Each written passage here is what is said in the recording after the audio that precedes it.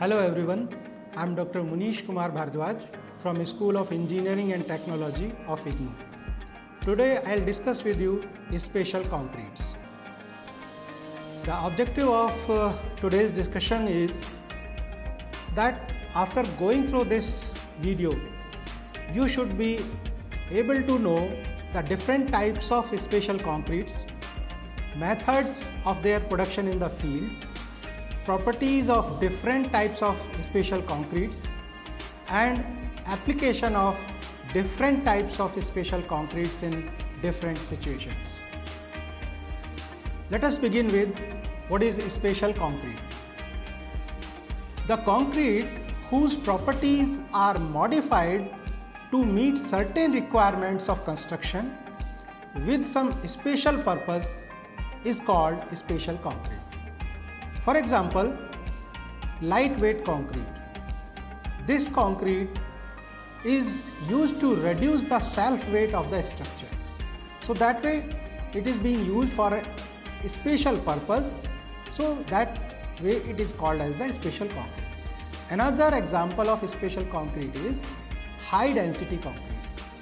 High density concrete is required for shielding of radiations in nuclear structures, because in nuclear structures there are lot of radiations are there, and human beings who are working there that have to be protected and shielded from such radiations. So this concrete is used in nuclear structures. Now let us see what are different type of special concretes. Lightweight concrete, no fines concrete, high density concrete, fiber reinforced concrete, and polymer concrete.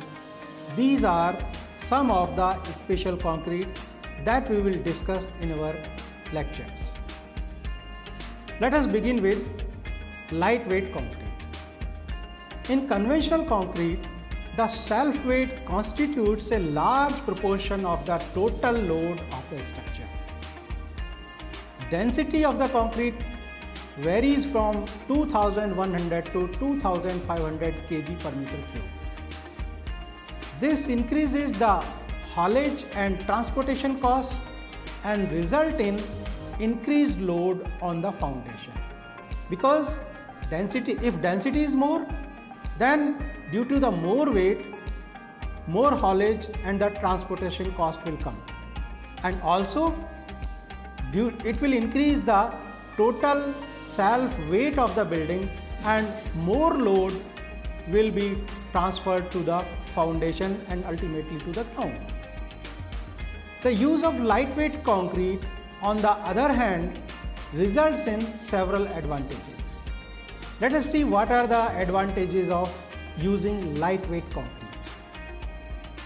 The use of lightweight concrete reduces load as its density is 300 to 1850 kg per meter cube, whereas for normal concrete, as you saw, it ranges from 2100 to 2500 kg per meter cube.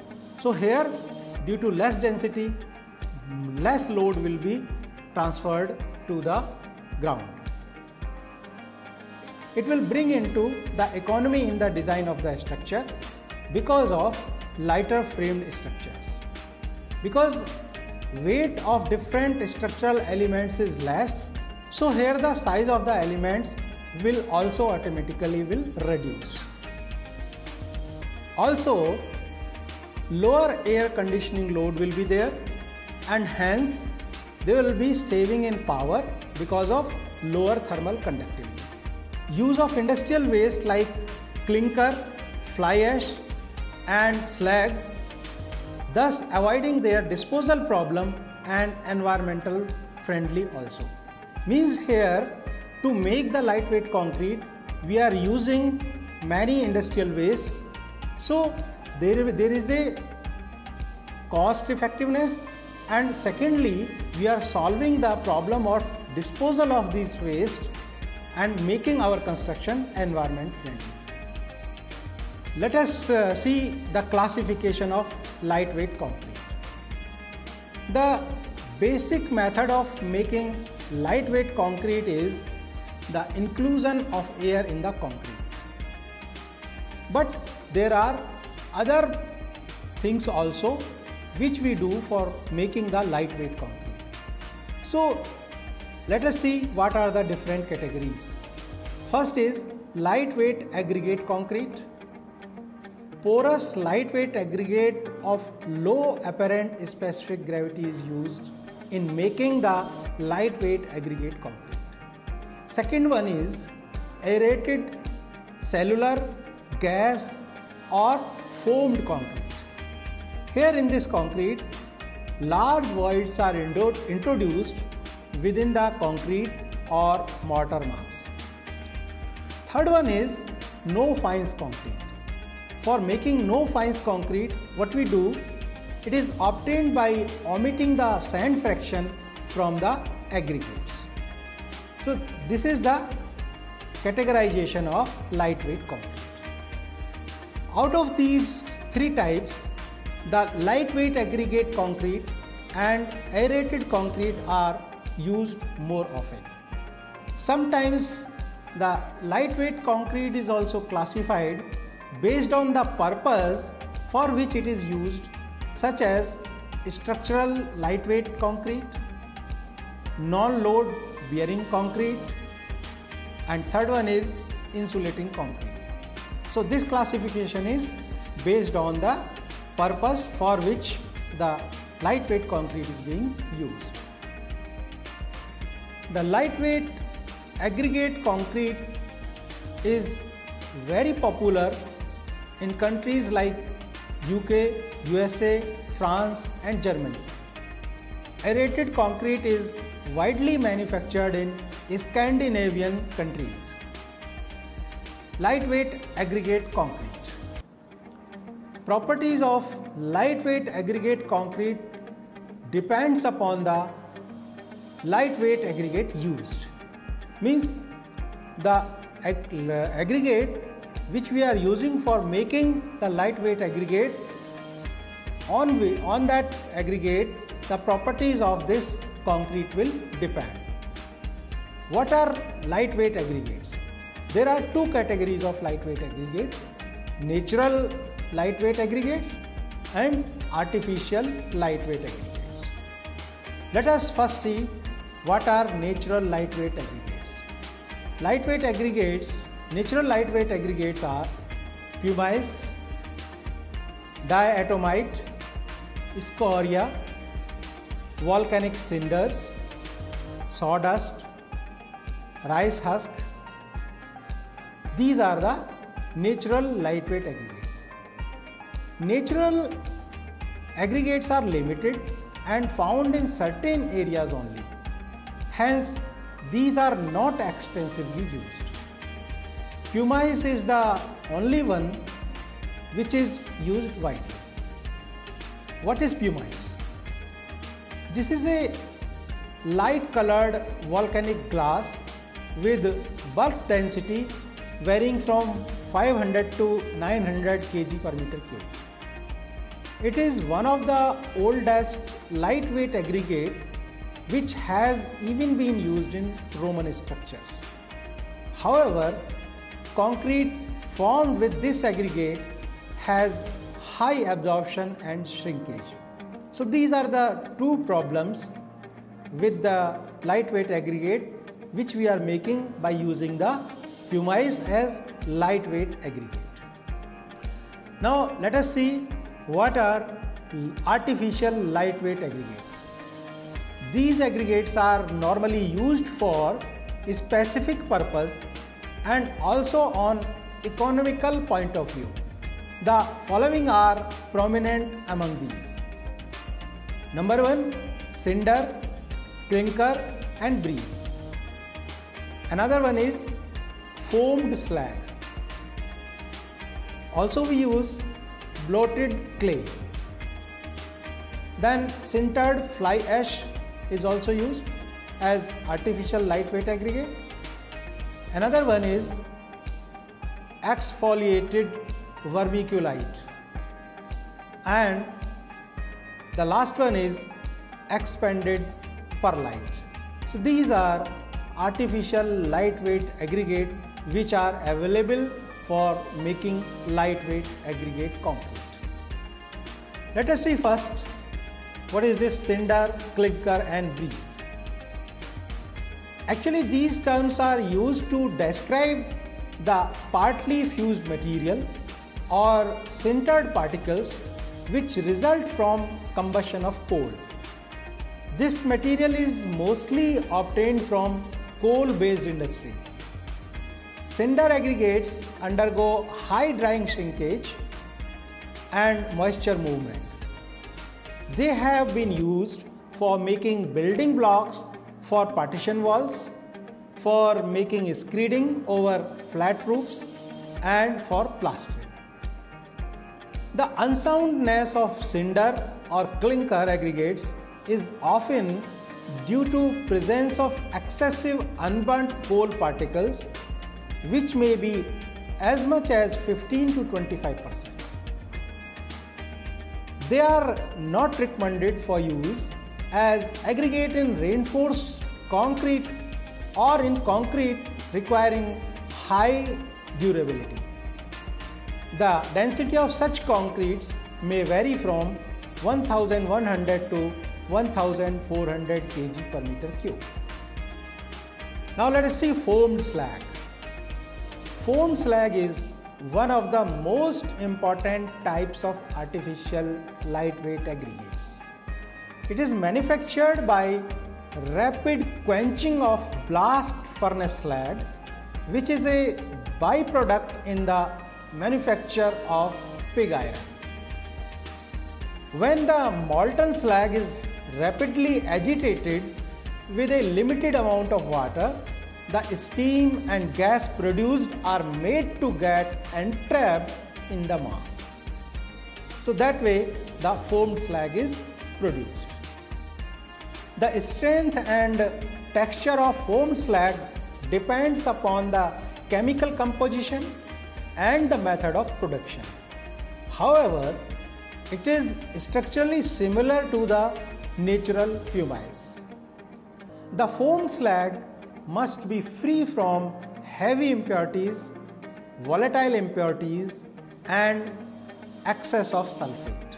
So the care has to be taken for these things. Steel mills in India are the major producers of foamed slag. Large quantity of foamed slag is manufactured at Mysore Iron and Steel Works at Bhadravati.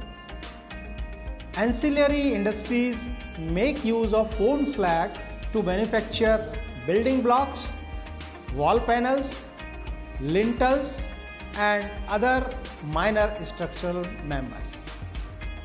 Let us see blotted clay. Certain glass and shales on being heated to the point of incipient fusion expands or blot on account of gas formation within their mass. The increase in volume is very large. The cellular structure so formed is retained on cooling and the blotted clay so formed is used as lightweight aggregate. Many Western countries have patented these products with names like Hadeite, Leca, Kenazite, Agilite. Central Building Research Institute of India at Roorkee has also developed a technique for production of blotted clay for structural use. Now let us see sintered fly ash. Fly ash is produced on combustion of powdered coal in thermal power plants. Being a waste product, it poses a major disposal problem to the power plants.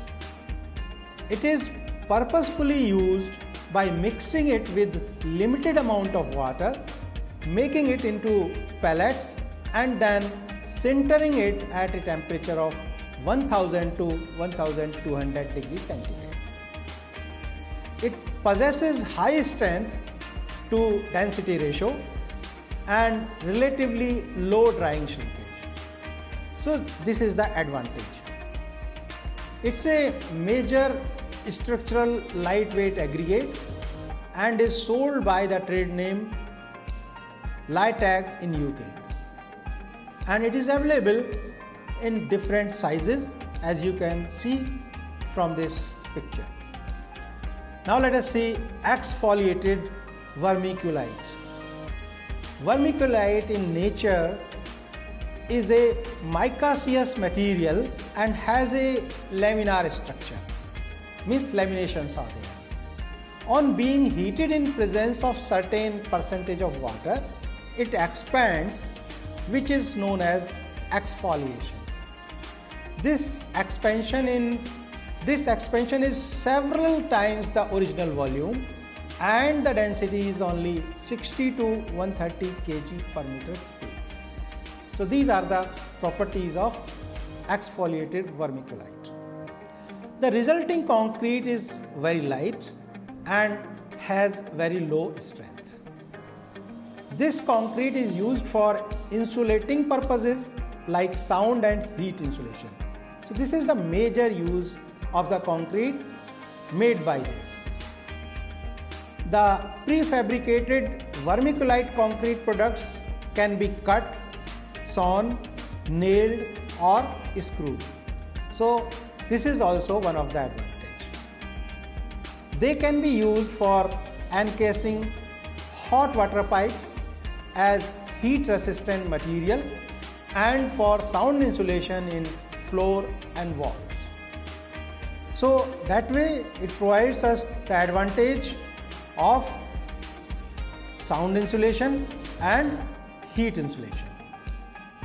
Vermiculite plaster with addition of gypsum is incombustible and provides sound and thermal insulation. Mineral Refining Corporation at Mysore manufactures vermiculite in different grades for use in concrete. Now let us see expanded perlite. This material is a volcanic glass similar to pumice. It is crushed and heated to the point of incipient fusion around 900 to 1100 degrees centigrade. It expands to form a light cellular material of 30 to 240 kg per meter cube density. It is used for insulation grade concrete. So this is its use, that it is also used for insulation purpose. Now, lightweight aggregate concrete. Various lightweight aggregates have different densities. Their usage produces concrete of different densities. For example, expanded perlite or vermiculite produces concrete of 300 kg per meter cube density. Use of expanded slag, sintered fly ash and bloated clay generate concrete with density of around 1900 kg per meter cube. The strength of lightweight concrete depends upon the density of aggregate. Aggregate which is less porous and heavier in weight produces stronger concrete with higher cement content. Lightweight aggregates except blotted clay and sintered fly ash are angular in shape and rough in texture, resulting in a harsh mix. The workability can be improved by addition of excess fine material, pozzolanic material or workability admixtures. Air entrainment also helps in increasing the workability, but then it also results in reduction of strength because it introduces voids in the concrete. So that way strength reduces. Most of the lightweight aggregates have a high and rapid water absorption characteristic, and therefore normal mix design procedures become inapplicable. Aggregates can be coated with bitumen to waterproof them, though it will mean loss in bond strength between paste and aggregate, because due to the presence of bitumen, the bond between paste and aggregate will not be 100%. Coating by silicon compounds give better performance. Care is required when this concrete is used as reinforced concrete. Because of aggregate porosity, reinforcement may become prone to corrosion. Reinforcement may be coated with anti-corrosion compound, or we can prevent the ingress of moisture to safeguard the reinforcement from corrosion. This concrete exhibits higher moisture movement and therefore has higher swelling and shrinking and resulting in cracks. But the higher extensibility and lower modulus of elasticity reduces the tensile cracks. Lightweight concrete, because of porosity, is a better material with regard to sound absorption, soundproofing and thermal insulation. It exhibits higher fire resistance compared to normal concrete. The structural lightweight concrete, which combines strength and lightness, possesses economic advantage and is an important material for construction. So that way you can see some advantage of using the lightweight concrete. Here in this table we will see the typical range of lightweight concrete density and the typical range of compressive strength of lightweight concrete for different classes of lightweight aggregate concrete. So let us first see in first row structural lightweight aggregate concrete. The type of lightweight aggregate used in this concrete is structural grade lightweight aggregate,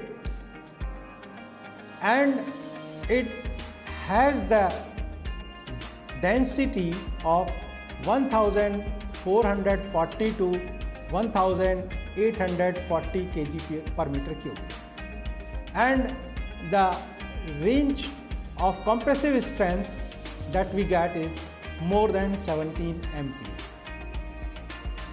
In second case, for structural or insulating lightweight aggregate concrete, the aggregate used here is either structural lightweight aggregate or insulating lightweight aggregate, or combination of these two aggregates may be used. And here the range of the density of the concrete that we get is 720 to 1440 kg per meter cube, and the range of compressive strength of such concrete that we get is 3.4 to 17 MPa.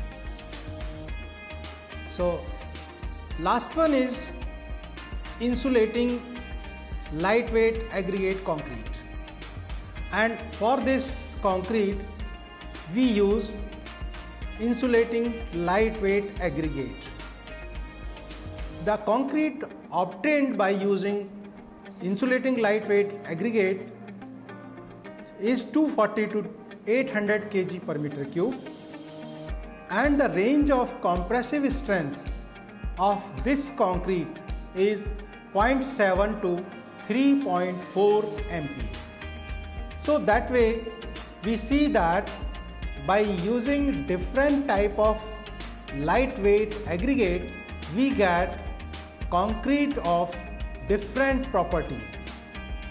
So this way you can conclude that the properties of lightweight aggregate concrete depends upon the nature or properties of lightweight aggregate used for making such concrete.